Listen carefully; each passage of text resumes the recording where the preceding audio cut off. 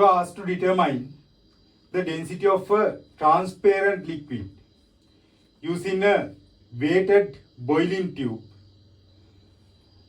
A boiling tube, a tall jar containing the liquid, a sufficient number of 2 grams weights, a paper strip marked in millimeters, lead shots, and a small quantity of wax are provided. The bottom of the boiling tube is filled with lead shots and sealed with wax.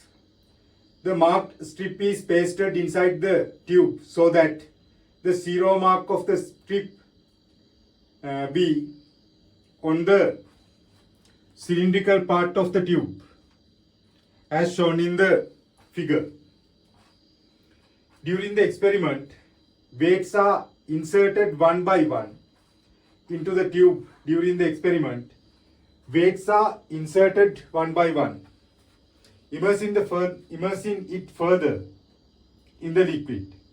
The length L of the immersed cylindrical part of the tube from zero mark of strip is shown in the figure. Right, then part A. What is the purpose of using lead shots in this experiment? We know that if we are using only corresponding tube, the center of gravity of the tube should be at a place like this. If this one is an open tube, center of gravity is at the midpoint, but there is a closed end, therefore it should be lower than the midpoint, like this. And we know that when submerged, when immersing, partially immersing this tube, there is an upthrust on this object. This one is center of gravity, it is weight acting point. Upthrust acting point is center of buoyancy. Now, center of buoyancy is lower than center of gravity. Therefore, it is in an unstable equilibrium. It is in an unstable equilibrium. Therefore, it is difficult to maintain vertical position. So, we can move center of gravity downward by using a heavy weight to the closed end. It is the function of lead shots. Now, center of gravity is below than center of buoyancy. Therefore, we can maintain vertical stable equilibrium. Then we can write answer for the part 1. To maintain vertical stable equilibrium.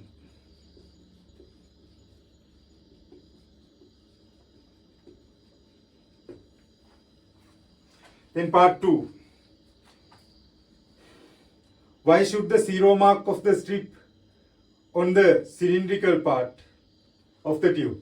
It means we have to place the scale like this. Zero mark should be on the cylindrical part. It should not place in this part because of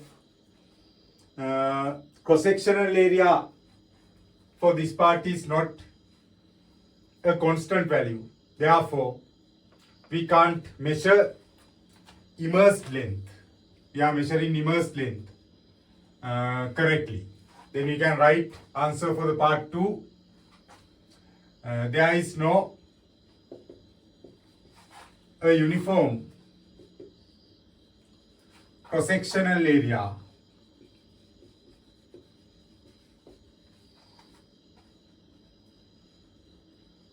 for the lower part.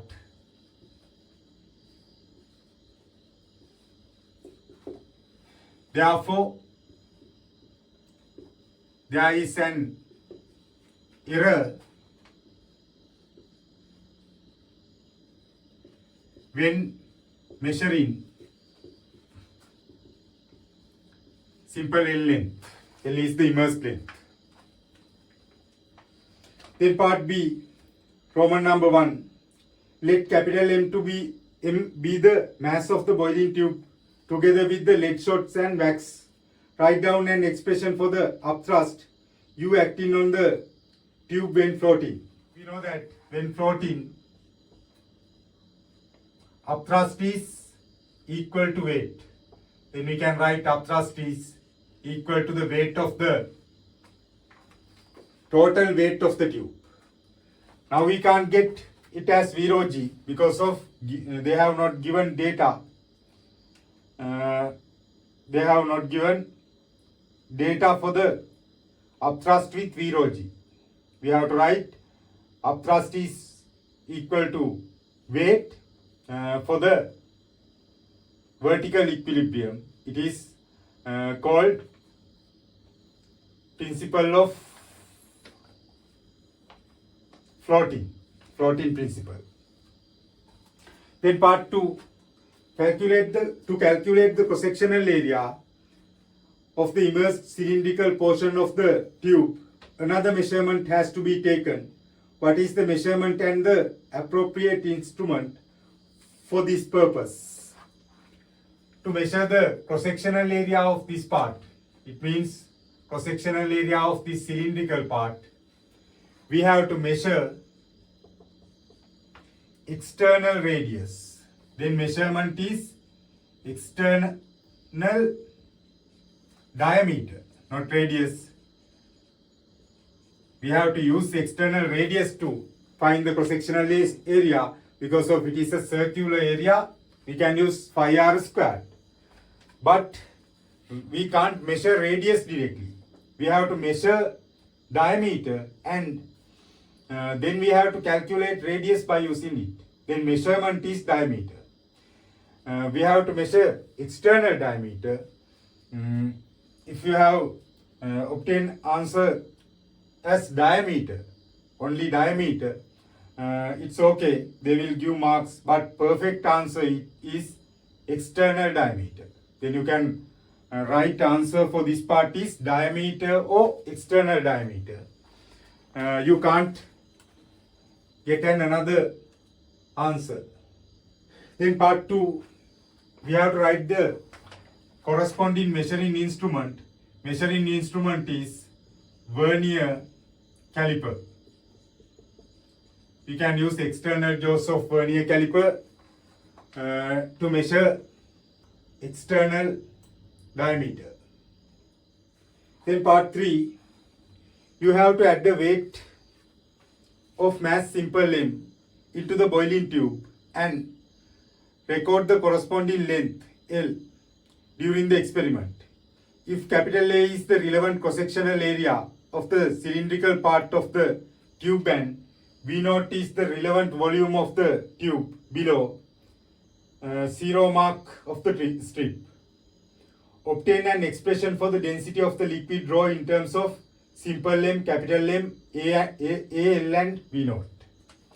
They have given V0 is the volume of this part. Then we are using this equation and we can write upthrust is V0G. When getting V0G, we have to get immersed volume. V0 is volume of this part and this one is a cylinder. We can get volume of cylinder cross-sectional area into length. It is the total immersed volume. Immersed volume V. Rho G should be equals to not only capital mg. Now there is a weight in the tube, simple m weight. Therefore we have to get capital M plus simple m g. Then we can cancel out g and g, and we have to subject rho. It is m plus capital M plus simple m divided by v naught plus al. We have to subject rho because of they have asked a relationship for the density of fluid, rho. Right, then part 4. Rearrange the expression you obtained in B3 above to plot the appropriate straight line graph. To draw the straight line graph, we have to make the equation. Now we are changing simple m, therefore we have to get m as the independent variable, and it should be the physical quantity in the x-axis, and we are measuring simple L, therefore L should be the dependent variable. We have to draw it in y-axis. Then I will subject simple L. I will use cross multiplication. Rho v naught plus rho al equals capital M plus m. Simple M, I will write it simple M plus capital M. We have to get simple M as the x-axis. Then I will bring this term to the right hand side.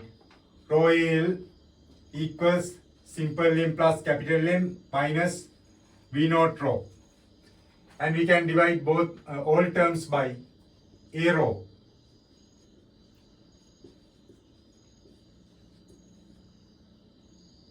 Now L equals, I will write this one as 1 over a rho into m plus capital M over a rho plus v naught rho over a rho. This one is intercept. Y equals mx plus c type. Then part C, the corresponding graph of L against simple m is shown below. Part 1, find the gradient of the graph. When finding gradient, you have to find two corresponding points. Don't draw the graph, I am drawing only for the explanation. Now y-axis is L in centimeters, x-axis m in grams. When finding corresponding points, you have to find the first point you can identify intersecting two small squares in graph paper when observing from this side. And you have to get this point is, it is compulsory, you can't change the points. You have to get first point you can identify. Two small squares are intersecting with the graph.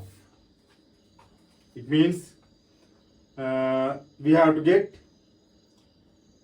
a point, the first point we can identify x and y values clearly. For this point, x value is 2.6, y value is 7. Then same thing, we have to refer the graph from this side and we have to get the first intersecting point. It is 11.6, 10.6. These are 2 points you have to obtain the gradient. You can't get any other point. Then we can write gradient is difference of y divided by difference of x. Difference of y 10.6 minus 7. 10.6 minus 7. Difference of x 11.6 minus 2.6. 3.6 divided by 9. It is 0.4. I have not converted the unit, therefore L divided by G. Means centimeters divided by grams. Centimeters per gram. If you are writing answer in SI unit, you can get the unit conversion, but I have considered given units because of they have not asked it above in SI units. Just we have to find the gradient. Then part 2, if the measurement obtained in B2 above is 2 centimeters. B2 means diameter, external diameter.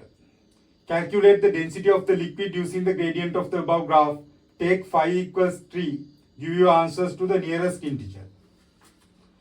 Now we can write gradient of graph should be equal to 1 over a rho. Gradient is 0.4. It is 1 over a rho. Now I have used centimeters and grams. Then I will substitute area in square centimeters without changing units. 0.4. 1 over cross-sectional area is pi r squared. Density rho. I will subject rho 1 over phi value 3. Diameter is 2 centimeters. Radius 1 centimeters 1 squared into 0.4. I will remove decimal place and I will put 10 to the numerator. 3 into 4 12. Divide by 2 6. Divide by 2 5. 5 divided by 6 0. 50 divided by 6 8. 2 remaining 3 grams per cubic centimeter. Now they have asked the answer in nearest integer, but if you are finding in grams per cubic centimeter, we can't give the answer to the nearest integer. We have to write it as 1 gram per cubic centimeter. Don't write it. You can give this answer. In the marking scheme, they have given marks for this one. Or if you have convert this one to kilograms per cubic meters, you can give it in give it to the nearest integer. Both answers are correct. They have considered. They have not considered the nearest integer. Then part D. Give one disadvantage using fine sand instead of lead shots in this experiment. We know that density of fine sand is a small value when comparing with density of lead shots. It is a metal. Therefore, we have to use a high volume to maintain stable equilibrium. Then we can write answer for part D. Density of sand is a small value. Therefore, we have to use a large amount of sand. When using a large amount of sand, it will be like this. Now, corresponding L measurement is a small value. It is the problem. Then part E, state 2 disadvantages of using test tube with a cross-sectional area 1/4 of that of the boiling tube mentioned above in this experiment. When using a boiling tube with a small cross-sectional area, the spreadness of L readings is greater than spreadness of L readings is greater than previous one. Therefore, it is difficult to draw the graph. Then we can write first disadvantage is spreadness of L readings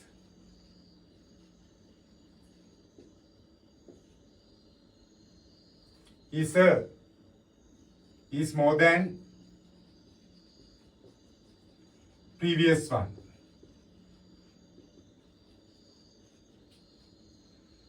Then second one, when measuring the external diameter, if external diameter is a small reading, there is a high percentage error. We know that when reading is a small value, there is a high percentage error. Then we can get reading of external diameter is with a high percentage error.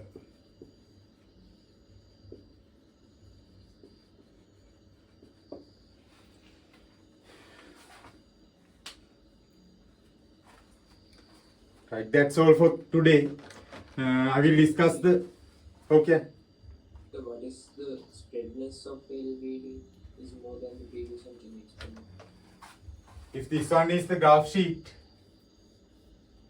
for the previous one you can obtain 1, 2, 3, 4, 5 readings like this.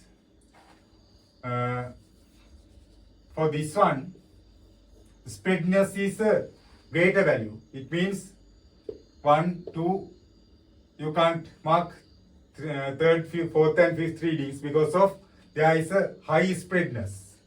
Gap between 2 points is a greater value.